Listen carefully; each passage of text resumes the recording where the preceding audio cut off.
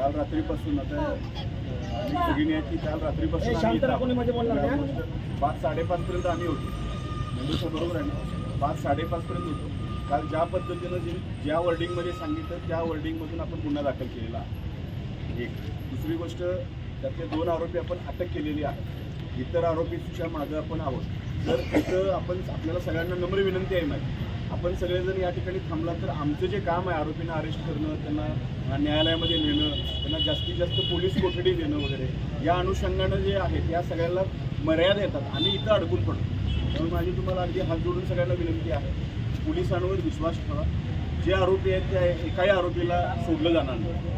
दुसरी गोष्ट हे म्हणजे मला काल आपण गुन्हा दाखल केलेला आहे, 2 आरोपी अरेस्ट केलेले आहेत. आणि तुम्ही जे सांगितलं की त्या आरोपींना, त्यातला एक जो आरोपी आहे जो रेकॉर्डरचा गुन्हेगार आहे, त्या रेकॉर्डरच्या गुन्हेगाराच्या अनुषंगाने काल मी स्वतः मेंढे साहेबांशी, मी माझं प्रांत साहेबांशी बोलणं करून दिलं होतं, जितेंद्र पाटील साहेब, बरोबर आहे का?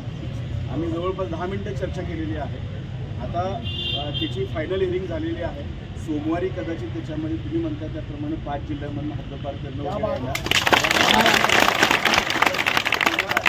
आमच्यावर विश्वास ठेवा. आणि आम्ही खोटं बोलत नाही.